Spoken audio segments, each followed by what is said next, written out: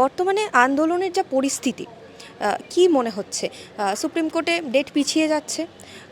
বর্তমানে কিন্তু আমরা নানান ঘটনার বহিঃপ্রকাশ দেখছি যে কোথাও গিয়ে একটা ঠেলে দেওয়া হচ্ছে যে এই ঘটনাটা নিয়ে বেশি কথা হোক, আর জি কর নিয়ে একটু কম কথা হোক। সেই ব্যাপারটা কীভাবে প্রভাব ফেলবে বলে বা ফেলছে বলে আপনার মনে হচ্ছে?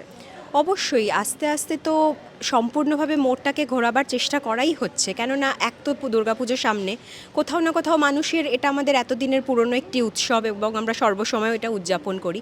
তো মানুষের মনে তো এই একটা জায়গা তৈরি হচ্ছেই, এবং সেখানে সেই ফাঁকটার সুযোগ নিয়ে আমাদের প্রশাসন কোনো না কোনোভাবে জিনিসটাকে ধামাচাপা দেওয়ার চেষ্টা চলছে।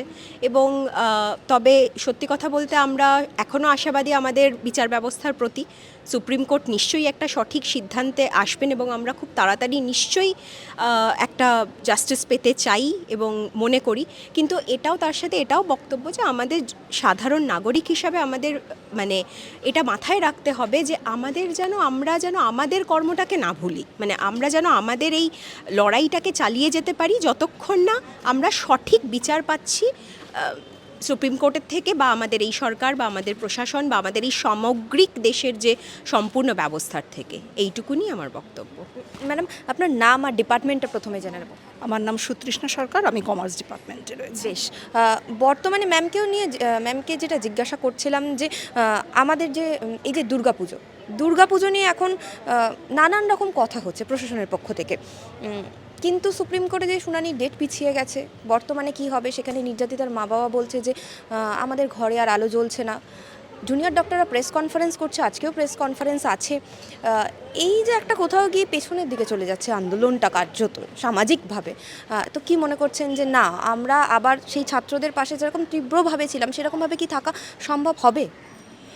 দেখুন, সময় তো এমন একটা জিনিস যেটা মানুষকে অনেক কিছুর মধ্যে দিয়ে পার করিয়ে দেয়।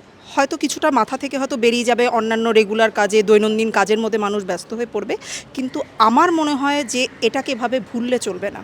মানে আমরা যেরকমভাবে আন্দোলনটা করছি, হয়তো ততটা না হলেও মানে অন্তত সেরকমভাবেই আমাদেরকে কিছুটা সেই মানসিকভাবে একটা আমাদের সেই আন্দোলনের মধ্যে নিজেদেরকে ডুবিয়ে রাখতে হবে, যাতে যেভাবেই হোক এটার সঙ্গে কোনো না কোনোভাবে মানে একটা প্রত্যুত্তর দেওয়া প্রশাসনকে, তাদেরকে বুঝিয়ে দেওয়া যে হ্যাঁ, আমরা এটা কিন্তু একেবারে ভুলে যাইনি, এবং এই জিনিসটাকে শুধু যে আন্দোলনের মধ্যে মানে অন্য যে কোনোভাবে যদি প্রশাসনকে একটা জবাব দেওয়া যায়, সেই জবাবটা কিন্তু আমাদেরকে দিতে হবে এবং আমাদেরকে সেভাবে তৈরি থাকতে হবে।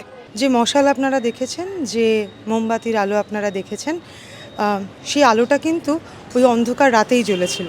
হ্যাঁ, আলো এমন একটা বিষয়, সেটা তো ঠিক বাইরে থেকে আসে না।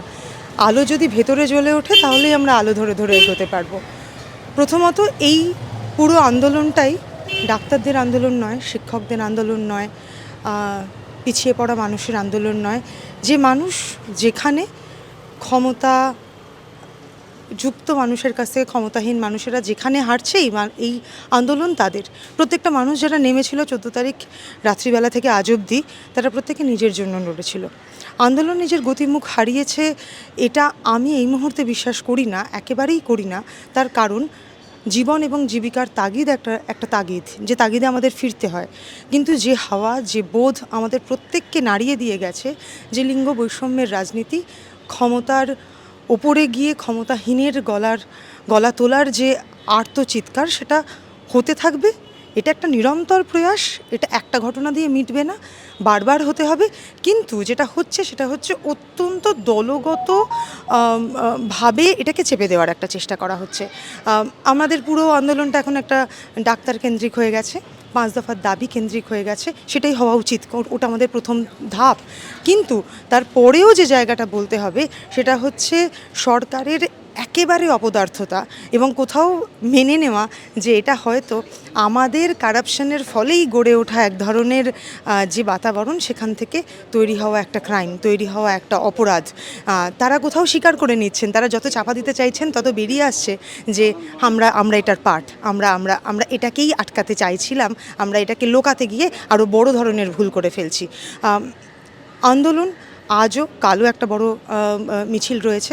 আন্দোলনের মতো করে চলবে। আমাদের প্রত্যেকের জায়গা থেকে গলা তুলতে হবে, এবং জীবন জীবিকার তাগিদে মানুষ ফিরবে। উৎসব মানে এটা নয় যে আমার বাড়িতে যিনি পরিচালিকা কাজ করেন তার জন্য আমি দুটো জামা কিনবো না, আমাকে তার জন্য কিনতে হবে, কারণ সেটা তার দৈনন্দিন জীবনের প্রয়োজন।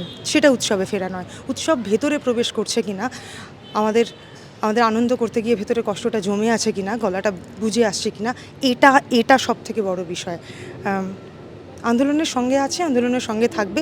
আমার ছাত্ররা ভাবছে, এরম দিন তারা দেখেনি, এইভাবে তারা ভাবেনি যে আমার পাশের বান্ধবীটি শুধুই মানুষ।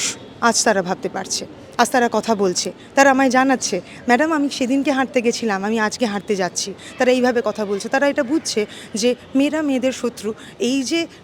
এই যে শব্দগুলো আমরা ভীষণ রকম ব্যবহার করি কি, যে আমরা নিজেদের মধ্যে লড়তে থাকি, মানে আমরা যারা দ্বিতীয় লিঙ্গের বলে আমাদের দাগিয়ে দেওয়া হয়, তারা নিজেদের মধ্যে লড়তে থাকে। এটা কিন্তু একেবারে পিতৃতন্ত্রের একটা তৈরি করা রাজনীতি। যত আমরা নিজেদের মধ্যে লড়তে থাকবো, ভাগাভাগি হতে থাকবো, তত আমরা আসল অধিকারের কথা বলবো না। হ্যাঁ, এই অধিকারের কথা কিন্তু এখন আমরা বলছি আমাদের সঠিক কী চাই, আমরা বলছি আমাদের শ্রমের মর্যাদা, আমরা বলছি সুরক্ষার কথা, আমরা বলছি প্রতিনিয়ত শিক্ষা দিয়ে অশিক্ষাকে জেতার কথা।